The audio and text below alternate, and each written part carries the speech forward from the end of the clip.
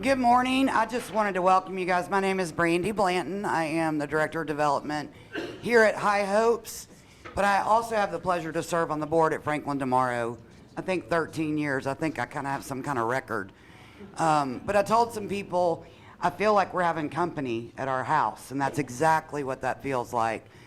So many familiar faces, and you know, we are so glad to have our sister nonprofits who help with a very special population in our community here with us today, as well as you all for actually being interested in this. I would love a show of hands in the audience of people who have a friend or family member they have walked this journey with. There you go. Thank you. It's one of those things you don't know it until you're there. So I am going to hand it over to Teresa Ashworth Harris, who is the board president of Franklin tomorrow. Thank you so much for being here. Good morning. Thank you all for being here. We do have a lot of bright sunshine outside. It's just a little on the chilly side. So I pulled the turtleneck back out this morning. I enjoyed that 70-something degree temperature that we had over the weekend and got a little spoiled by that. We are excited to be here at High Hopes and to be celebrating this morning with everyone who participates in Developmental Disabilities Awareness Month. And that is what we are celebrating during the month of March. And so we are excited to have that as our program today. We also have great support in the community from a number of sponsors. So I'd like to just introduce a few of those before we get into the program this morning. First, we have Atmos Energy.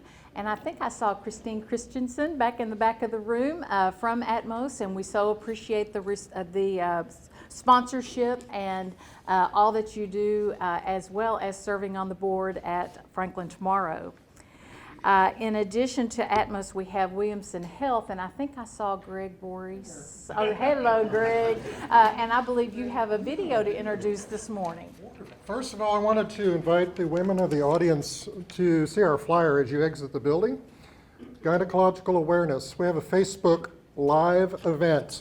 No question is out of the question. So women in the audience, pick up a flyer for Wednesday's event, Facebook Live, with Jennifer Tatalovich, who is an MD and a urogynecologist with Williamson Health.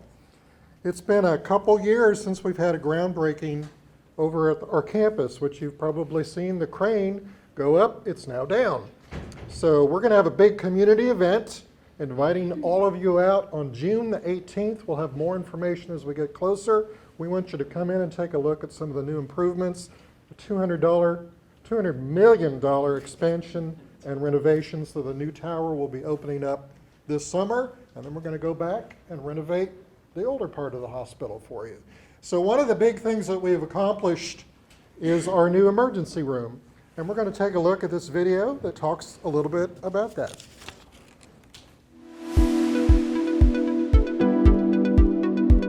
Welcome to Williamson Health, a beacon of medical excellence that has been serving and caring for our community for over 65 years. I'm Jason Waller, and today we're doing a deep dive into the heart of Williamson Health's world-class emergency services. From its inception in 1958, Williamson Health has grown not just in size, but in expertise and technology. In case you didn't know, Williamson Health has recently completed a state-of-the-art renovation and expansion of the Williamson Medical Center Emergency Department. First thing that people will notice is a much larger, newer waiting room that's more comfortable, lots of light. There's new triage rooms, a much larger waiting room for the families. And then likewise, we're expanding the amount of rooms by 15 rooms total to a total of 43 rooms. A crucial part of emergency care is the seamless coordination with the emergency medical services, the ambulance crews that respond to the 911 calls. In these situations, every second counts. You're having a heart attack and you need to go down to the cath lab. We call our cardiology colleagues and they whisk you down the hall to open up your blocked artery. If you need emergency surgery, we can contact our fantastic surgeons. Williamson Medical Center has dedicated pediatric emergency department in addition to adult emergency department. What is the benefit of having an emergency department specifically for pediatric care?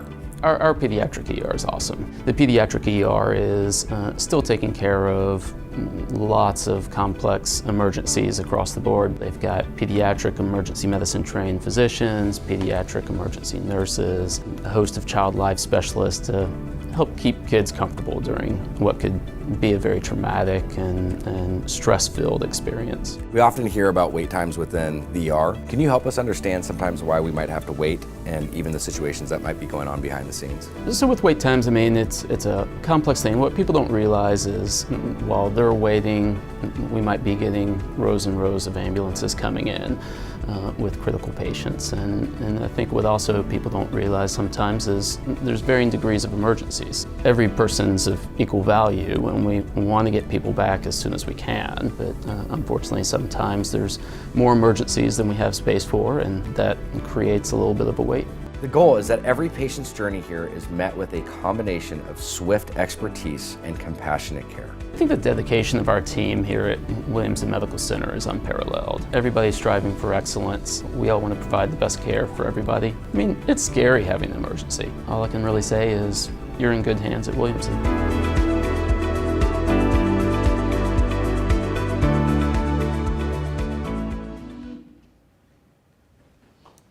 Thank you to our friends at Williamson Health. And I'll take just a moment to explain why I'm up here this morning and Mindy Tate is not here today. Mindy texted me yesterday with a photograph of a test stick. She has COVID. So she said, I won't be there. Can you step in? And so I'm in these very big shoes this morning, taking care of her role while she's taking care of herself. And hopefully she won't have to go to Williamson Health, but if she does, we've got a good place for her to go. Okay, next sponsor, and let me introduce Diane LeBlanc from Renaissance Bank, and I believe you also have a video to introduce. We do. Thanks so much for having us. We're so proud to be a sponsor of Franklin Tomorrow's Frank Talks. Been doing this for a few years as well and really feel like it's such a great organization to be a part of. We do have a short video, no SEC shorts right now, but we want you to get to know one of our bankers as we started last month. Also introduce Tina Anderson. Tina's up here on the front row with me, and Harrison is not here today. And Tony, we're going to spotlight him today. Tony's a commercial lender in our Cool Springs office, so we'll get to know Tony a little bit.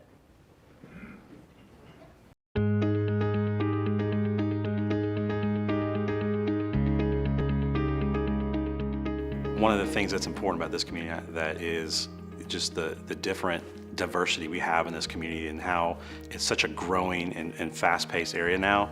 I love being part of the community. I love being involved with not just our clients, but also within our nonprofits, helping show the importance of what they bring to the community as well.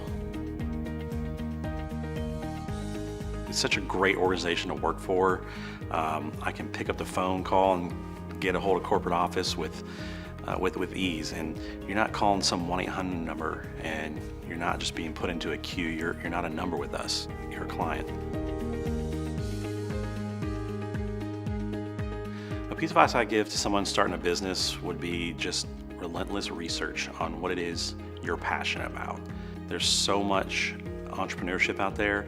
There's so many people that are doing it great, and there's people that's failed, and you want to learn from both.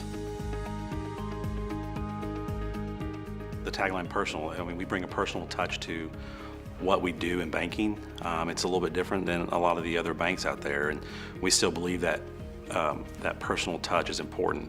I tell a lot of younger people that you still want to know who your banker is. You never know when a financial situation may come up and you need to speak to someone in person. I think that's crucial to have these days. I do a lot of hands-on, one-on-one. How I like to educate my clients is making sure that they understand the steps of lending. There's a lot involved with it, and sometimes it can be very time-consuming, and I like to help walk the client through the steps and be with them shoulder to shoulder. I want to make sure they're educated. I want to make sure they understand what they're getting when we're lending them money. I think for me, the most important thing to help a business customer is, how involved I am with our community. I'm an advocate for our business clients. I'm able to connect them with other people that maybe they just didn't know, or maybe help them with an idea that they may have. I think it's important to know, we deal with a lot of clients that are similar to them and have been in situations that they're in, whether it's a new business or existing. And I think some of the expertise that I can bring is to help them, guide them along the right track. The type of client that needs a banker or lender, I think it's a lot of clients. It could be a business client. It could also be just your everyday consumer client looking to buy that next house or consolidate debt. I think one of the most common mistakes clients make when trying to get a loan is not being prepared and understanding where they stand with their credit. That was one of the most important pieces when it comes to lending, is how well you've managed your finances in the past. The other thing is not really understanding what types of loans are right for them. There's a lot of research available to clients that you can look for. You gotta be personable. It's a people business still. You have to be willing to be able to give trusted advice to individuals and be confident in what you're doing. You've got to be able to understand your clients in order to be in banking and to be successful at it. The best time to seek out a lender is when you really may not even need to seek out a lender. Being prepared for that moment when you need it, it's always great to go ahead and have that plan ready to go. There's a process involved, and starting the process right away can really help you be proactive in getting started. I'm a huge music fan. I love to go to concerts. I think going to concerts keeps you young, and I'm a big fan of Mumford & Sons and Avett Brothers, and I will try to travel to see them anytime I can.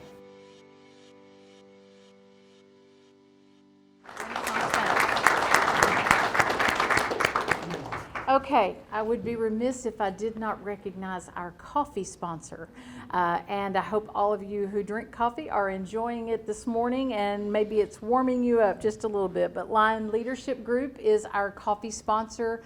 They have been a great partner to us, and we appreciate how they work with us for coffee for all of our events. So thank you to Lion Leadership Group. Okay, now on to our program. We have a great panel up here this morning, and I'm going to introduce each of them, and then they can tell a little bit more about themselves and the organization that they represent as we go through the panel this morning. So we have Alan Long, who's the Executive Director here at High Hopes. We have Chief of Staff Randy Elliott, who represents Brightstone. And then we have Lance Jordan, who is the Executive Director at Waves, Inc. So I believe our slides take us to Brightstone first. So Randy, I'm going to hand it over to you. Thank you very much. Thank you, Alan, for hosting here at High Hopes Frank Talks. I'm in my 9th year at Brightstone, and we're about to see a video, but I want to set that up. There's 3 parts of the video. You're going to learn about our year-round day program for adults with disabilities after they age out of the school system at age 22. There's a second part of the video that is really putting a focus on families and the impact we have on families and their adults. And then the third part of the video is a virtual tour of our Land of Dreams 140-acre campus. Since 1999, Brightstone has transformed the lives of adults with intellectual and developmental disabilities. Brightstone's Vocational Day program has educated and trained these adults to excel in their everyday life, fostering independence and friendships with peers. My heart is so full. I drove out here, and just the majestic setting of this beautiful space and this facility, it is like a drop from heaven for families where their adult children can function independently and learn and grow and become who God made them to be. They want to have a reason to get up every morning and something of value to do. So Brightstone brings that purpose for them. Brightstone is changing the way people view adults with intellectual and developmental disabilities. At Brightstone's Center for Learning, Art, and Enterprise, students learn job skills by creating different food mixes, greeting cards, and home decor, such as beautiful ceramics and seasonal gifts. making them in love. Brightstone students learn skills that lead to job experiences in the local community. Through the Preparation and Training for Hireability program, students complete internships that focus on job matching. At Brightstone, one of the specific classes is packaging. So they are folding up the boxes that they put their products in that they make. So that directly relates to what they're doing here at Soulshine with the pizza boxes. I like my job, helping people. I just love coming here. I folded pizza boxes and I put cheese on the tables. I also put pepper on the tables too. And we had a new job today about putting chairs down. It's important to me to partner with Brightstone because it gives them a sense of worth, and they do a great job. Brightstone students enjoy getting out and into the local community through weekly field trips to parks, stores, and restaurants. And we get really excited when they come in. It brings a lot of joy. It totally makes my day. And it's just very exciting to interact with them. As Brightstone's nurse, I go on the field trips with the students to be available in case of emergencies. It's a peace of mind for the parents. Our field trips keep our students active. March it out, so lift your left leg. Our exercise classes are so beneficial and so fun. I have eyes on the students that may have a risk for falling. It's important to have a nurse involved in the exercise routine. It helps keep the exercise session safe and enjoyable for everybody. Brightstone's community of learning creates friendships for a lifetime. I made a lot of friends at Brightstone. Jennifer and Kat and Aaliyah are my best friends. I love Brightstone. Just seeing friends. Brightstone has transformed Andy's life in a way that is so positive to us. This is not daycare. This is about education. And he's so engaged and so knowledgeable. And we attribute a lot of that to Brightstone. Brightstone really was birthed as its core was education. Everything was wrapped around the core factor and the base of their learning was education. That's our key word today, is belonging. The future for Brightstone is incredibly bright. We've been working for years to work toward our founder's vision of what this could mean to special needs adults and families here in Middle Tennessee. We have a whole campus planned here with lots of activities, including horticulture, equestrian, a store, lots of things planned in the future, and it is extremely bright for Brightstone. Brightstone is the only program of its kind in the state of Tennessee, providing lifelong learning and care to individuals with intellectual and developmental disabilities. This includes our students' residential teaching homes. Home is where the heart is, and this is the heart cry of the parents of adults with special needs. What happens to my child when I'm gone? Who's going to take care of them? So this home is an opportunity for them to have something of their own, and for them to be able to live a full life in a place that they are cared for, that they are loved, and that they're supported. It's a beacon for families, it's a beacon for these adults. You know, everybody has a purpose. We were all designed by God to have a beautiful purpose on earth, and this place is bringing that purpose out. I love Brightstone because this is my future.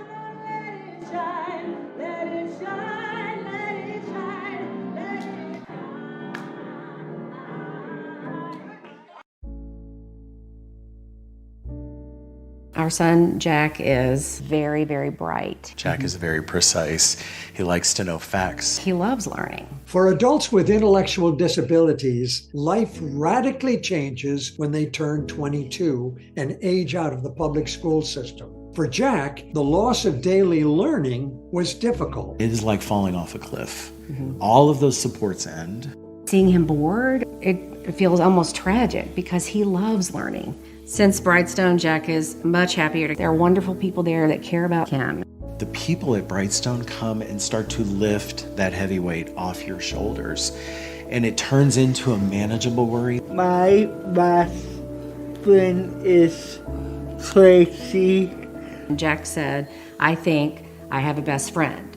And I've never heard him say that. Then I've had this sense of he's gonna be okay. For care providers, planning for their loved ones' long-term needs can be daunting. At some point, we wouldn't be able to take care of him. And that's scary. It's frightening. I don't want to think that Jack is on his own and we're not here to help him shave or help him. So if there are people that will help him when we're gone, that is incredible. And it feels like a God thing, too, to see people want to carry him with us. That is just a beautiful thing. Like holy, to me it feels holy. Brightstone's mission is focused on transforming more lives like these while keeping tuition as affordable as possible and not depending on government funding. This is only made possible by compassionate people like you and your ongoing generous support. Thank you so much. They're not just helping him, they're celebrating him.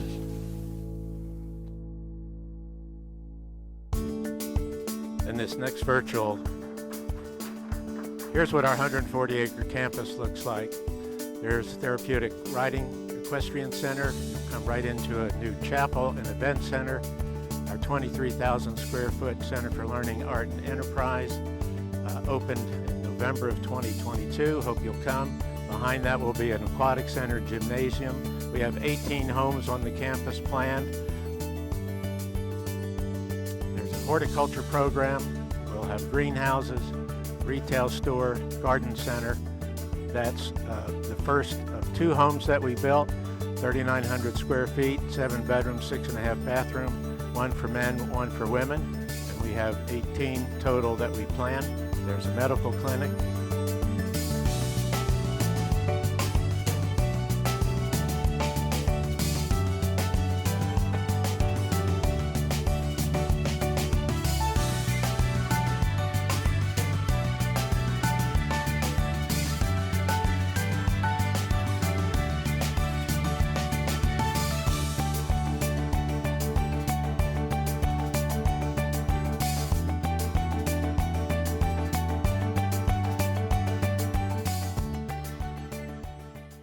So I will say the 140-acre project that has come to life, we refer to as our land of dreams, and I invite you all to come. Brightstone is, as you heard, not funded by any state or federal funds. We are privately funded. About 40% of our operating budget this year, which is $2.8 million, is funded by tuition that families pay. 60% is raised from the community to make it as affordable as possible for these families that face a lifetime of financial care. And what we thought was going to be a $10 million project for phase 1, which was 140 acres of land, build a 23,000 square foot center, and build the first 2 residential homes, turned out to be $20.5 million. Welcome to Williamson County. And at the end of 2023, we finished that capital campaign thanks to 100% community support. There's a miracle that has come to life down the road, 1.5 miles south of Mac Hatcher on Columbia Pike. I encourage you to come. Everyone needs to see what is now the first facility of its kind in Tennessee and a model facility in the region and nation. And we're just getting started. We will have something that we can all be proud of as Tennesseans, meeting the needs of families waiting for opportunities to have a home their adult can have for a lifetime as they age and their health fails or when they pass. So God has been very gracious to lift us up and bring this miracle campus to life that is strengthening our community. So we don't want anyone to miss what has birthed. It truly is a miracle, and you'll appreciate it when you come. So please come. I'll give it back to whoever's next. Oh, Lance.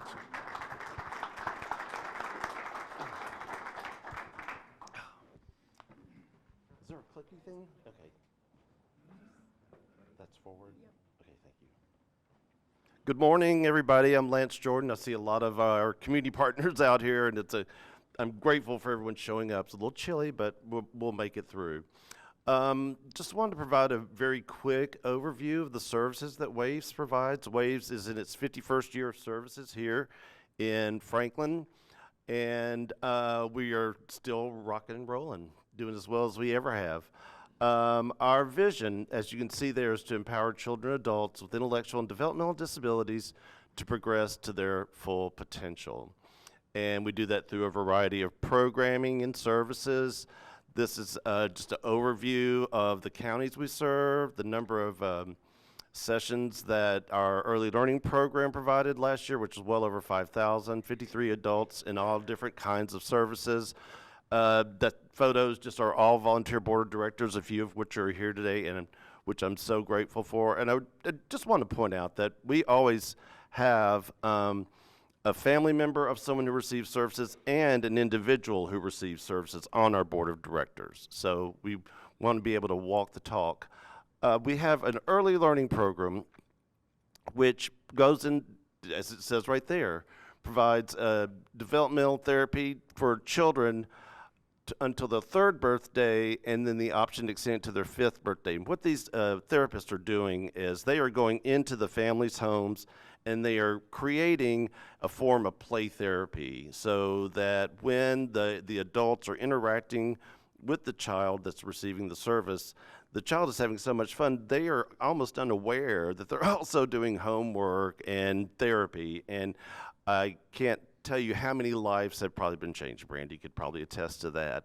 I will say that this program has grown probably more than any other program in our facility. When I became the executive director 6 years ago, there were 3 employees, and now there's a gazillion. We have 2 adult day programs, one in Fairview, one in Franklin. Brief history note, we actually started in Fairview. It was a group of families who were meeting the challenge of what to do with their adult son or daughter now that they're coming out of the school system. And back then, in the 70s and 80s, that what the state would tell a parent is, you need to prepare yourself for your son or daughter to go to a state institution. The family in Fairview didn't want to. They got together. They formed a nonprofit agency. They got a charter. And I believe the very first help they ever got from the state of Tennessee, I was told, was $500 to buy a van to take everybody around to a day program. So from that $500, now 51 years later, that program in Fairview still exists.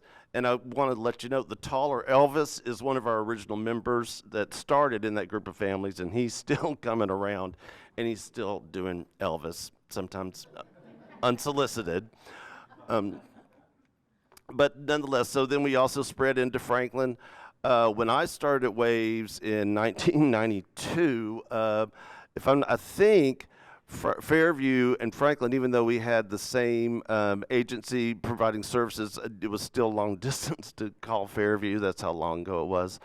But nonetheless, the day programs do all sorts of things. They are centered on vocational development and adult life skills. So when people come there, they have the opportunity to progress and develop into the adults that they want to be and pursue any activities, including vocational or recreational, that they've always thought about would be either interesting or I'd like to try that.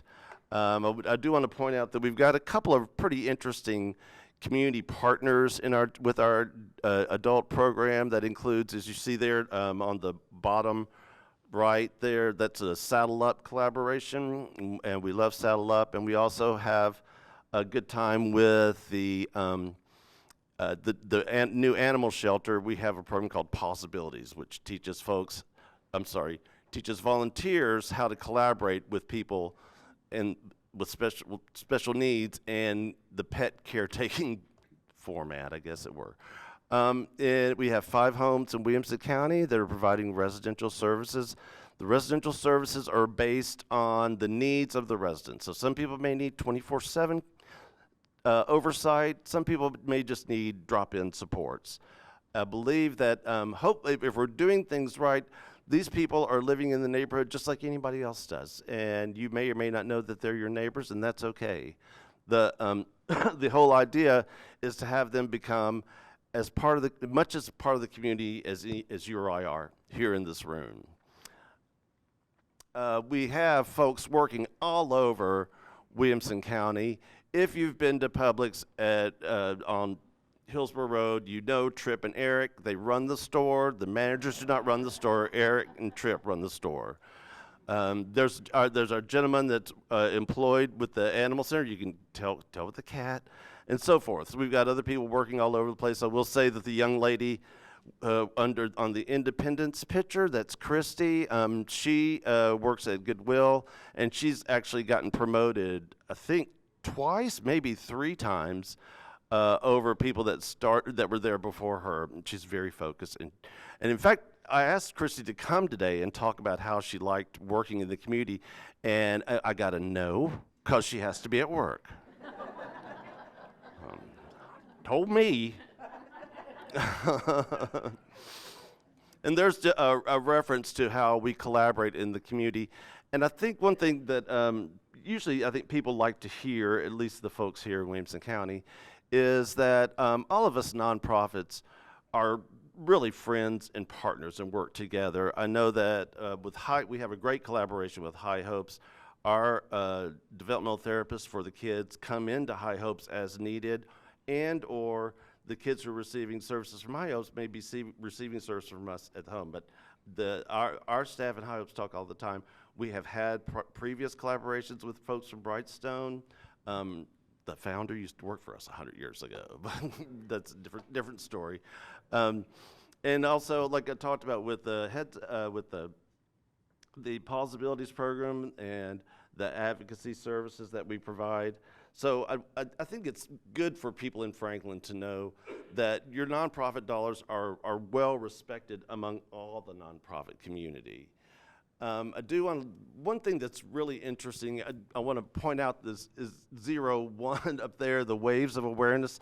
That's a podcast we started a couple of years ago, and the goal of the podcast was to provide a voice to people who may not otherwise have a voice, and to provide a training opportunity for people to participate in and be behind the scenes of the production of a podcast. And so every podcast has a host or a co-host that's a person who receives services, so they can talk about their story, and they can ask as many questions as they want to as well. It's very interesting. It's called Waves of Awareness. If you need something else to listen to while you're on the treadmill or driving into work, I would strongly recommend, because it's actually really entertaining. And if you've ever spent a lot of time around some of the people that we support, sometimes their sensors are turned right off. So they can be some very interesting conversations. Or you'd be like, wow, I would never have asked that. But nonetheless, I want to say thank you so much. Anytime you get the opportunity to talk about the agency, my heart is always full of gratitude. And it's gratitude. The community here is what has kept this agency going. Our funding comes from the services we provide being reimbursed by the government. So it's Medicaid dollars come down to the state, and I will never be able to explain that in an exciting way, so I won't.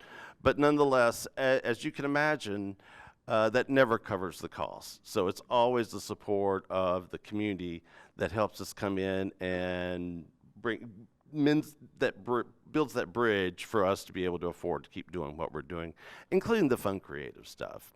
So I think that's all probably. Oh, I'm sorry. Yeah, for anybody who's intrigued and wants to know more, tomorrow morning is our annual fundraising breakfast. It's free. It's Cracker Barrel, and it's from 7:30 to 8:30. So you can still get to your office or your work or whatever it is you want to do in the morning on time. It's going to be at the Enrichment Center. It's supposed to be a little chilly, but that's okay. It will make it worth your time to come out.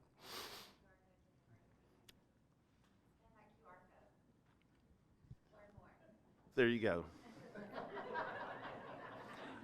I can't read and talk at the same time, Becca.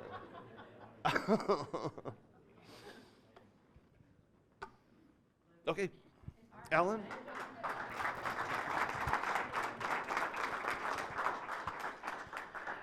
Well, thank you, Lance. I am Alan Long. I'm the executive director here at High Hopes, and there are several of us in here. Welcome to High Hopes. Welcome to our campus. There are some parents here of previous patients and students in our school, and there are members of our board of directors and our advisory board here as well. So We'd like to welcome all of you. I know several of you probably haven't been here before, and sometimes we say it's a best-kept secret nestled in here between business and a community. We are blessed. You are only getting to see one small room of 30,000 square feet. There is so much more that is going on just on the other side of this wall here. I'm just going to mention a couple of things. They're probably in the slides. When we get there, we'll move over those. First of all, Lance, I couldn't agree more. I was going to say this. I'll just compliment what you said at this point. We have two ladies in particular from Waves, developmental therapists, who are over here every week. And that is the partnership that I want to focus on as well between the nonprofits in Williamson County. It isn't siloed. It isn't just about High Hopes or Waves or Brightstone. And we love your ladies that come over here, Lance. They're just incredible what they are doing with our children, because the classroom is their natural environment. So their therapists are pushing in here at High Hopes, and we welcome them, a great part of our team. And then Brightstone, for example, you have a fundraiser coming up too. Don't worry, so does High Hopes, and I'm going to talk about it. But both of us are going to be at Liberty Hall at the factory in April, and we need a ramp for a program, and we know Brightstone has a ramp. So I've called over there. Yes, I've called over, and they're like, absolutely, and we'll get it over there. We're going to leave it for them. That is about partnership in Williamson County, and it's about partnership not just between the nonprofits, but also the for-profits and the city and the municipalities.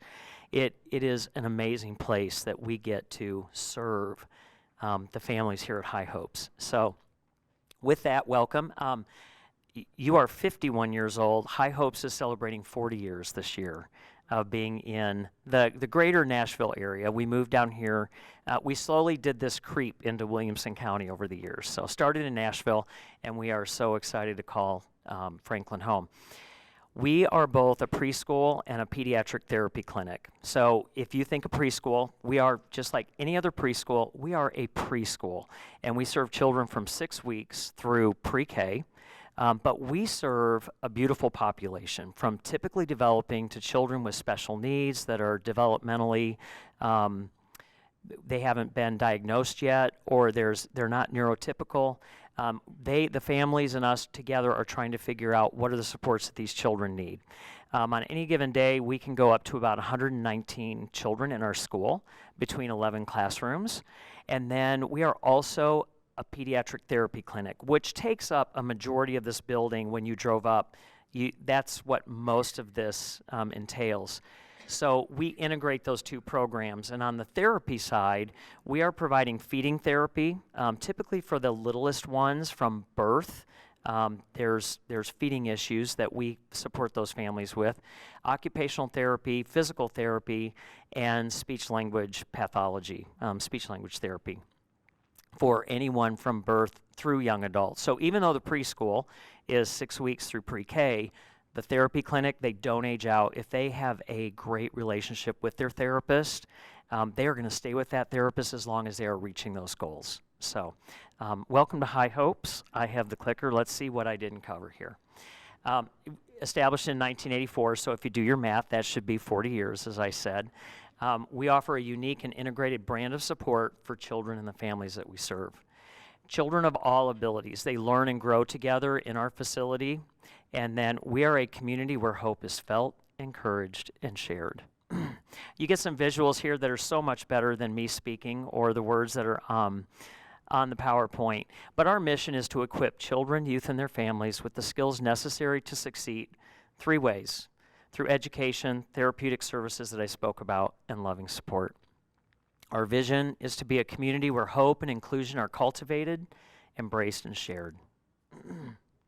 And then our uniquenesses. I already mentioned this. We integrate these services.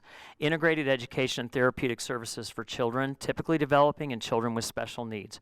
In any given year, that's about 1,000 children that we are going to serve in some way. And like others, we are a revenue-generating nonprofit. We are a way to provide respite for these families who otherwise would be trying to drop their child off at preschool here, pick them up halfway through the day, run them to a clinic over there, and then if they're receiving more than one therapy, to a clinic elsewhere. This integrates those services for those families, and it allows them to catch their breath a little bit. The school side, I think I mentioned most of this. 11 classrooms, lead and co-teacher in every classroom. I mentioned we are revenue generating. Although we charge tuition, it will never be enough because the ratios are lower in our classroom because we want to serve those children well. And then on the clinic side, I mentioned the therapies. I will key in on, we did hire a behavioral therapist about a year ago, and that is the 5th type of therapy that we hope to be providing here soon. We're still figuring that out and putting our strategic plan together when it comes to behavioral services. And then a big part of who we are a vendor to Tennessee Early Intervention System, TEIS as we all call it. This provides support for children from birth through 5 years old. It used to be 3, it is now 5, so kudos to our state for recognizing those needs don't end at 3, and this can get them through High Hopes, and then it can take them into their school age years. That accounts for approximately 30% of our clinic visits. And then lastly, just like any other nonprofit, we have to generate money. We just over $5 million a year, $4 million is generated from tuition and insurance reimbursement, and then the rest we make up through our incredible partners, through businesses, sponsors, individual donors, throughout this community. We write a lot of grants as well. And with that, the last thing I would say is we have, next Monday is Giving on the Green out at the Grove. So if you like to golf and you haven't heard about this yet, I think it's going to be a great day. We are still taking teams for that. We'd love to see you there. And then on Sunday, April 14th, if you really want to see the mission of High Hopes in action, we started a new event last year called Runway of Hope. It's at Liberty Hall. And these are our children. They get to go down the runway. It is sponsored by the Little Cottage and Target, and they have adaptive clothing. Target has an adaptive clothing line, and it is just a day to remember. These children and their therapists and their teachers get to go down the runway of hope. So we would welcome you to any of those events. And again, welcome to High Hopes. We're glad you're here this morning.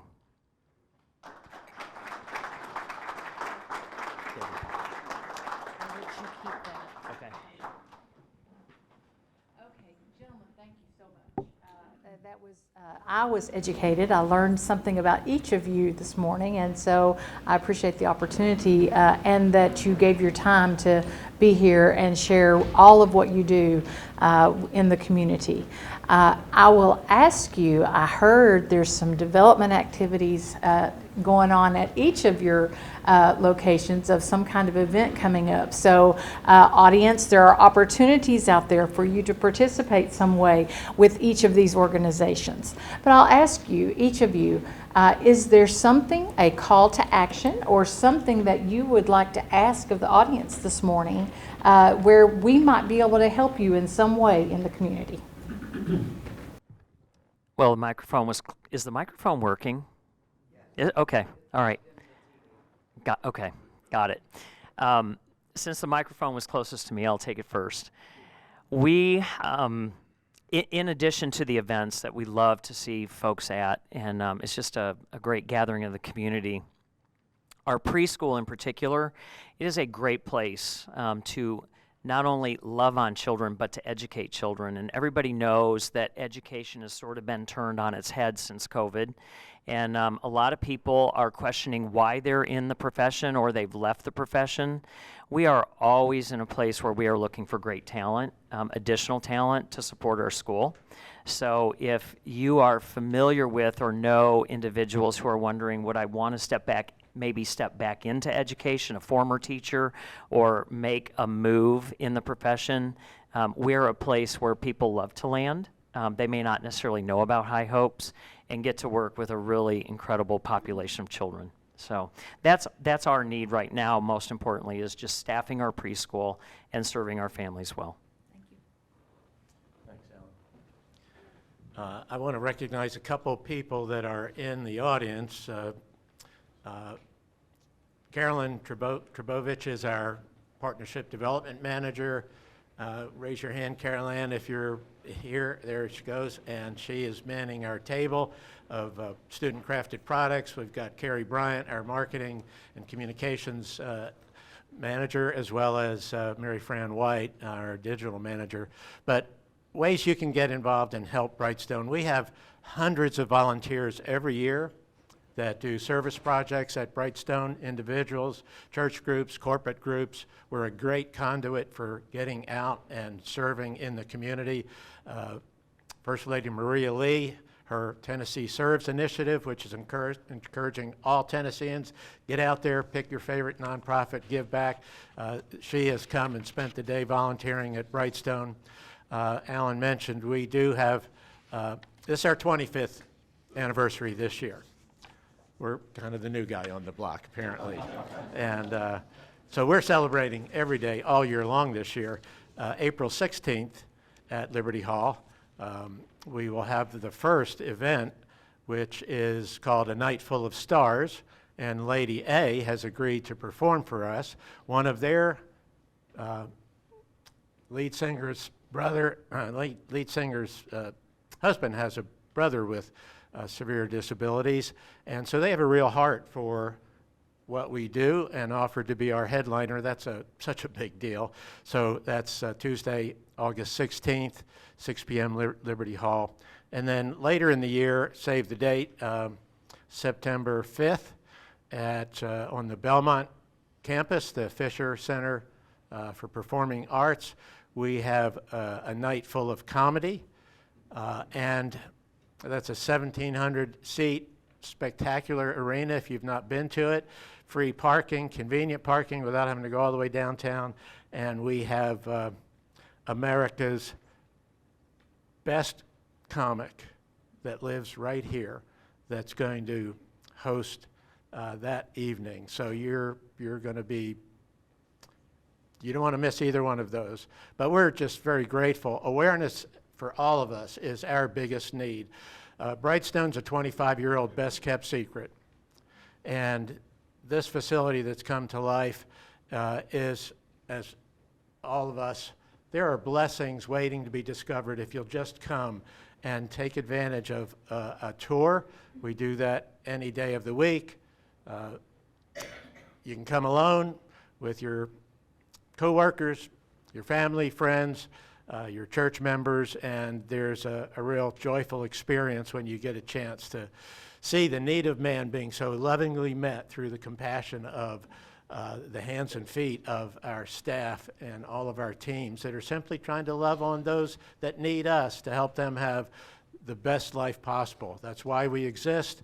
We're thankful, too, for the support we receive.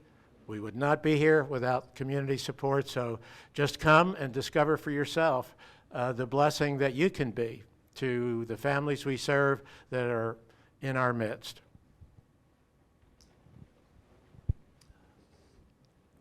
Okay, everything they said applies as well. But I will let you know, a couple things went through my head when this question was presented. One is we have people in our adult services program who want to work in the community. And I know it's relatively unemployment percentage right now. However, they still need a place where they can succeed, enjoy themselves, and utilize public transportation. So if anyone here is a business owner or knows a business owner or is in a position of hiring, think of a person with a developmental disability to fill some of those positions. And I think you will be rewarded multiple times over with the most dedicated employee that you will ever hire. The other thing is I know that this room is full of community leaders and people who love Franklin. We have an all-volunteer board of directors, and a few very capable, wonderful people are about to roll off. If anyone here has ever wanted to participate in that role with a nonprofit, feel free to approach me after this, because we will have some vacancies on our board that we will certainly need to fill up, and I would love to have it with someone who is interested in what the agency is doing. That and remember the breakfast in the morning. And say that one more time. Breakfast in the morning. So thank you so much. All right, let's thank our speakers this morning.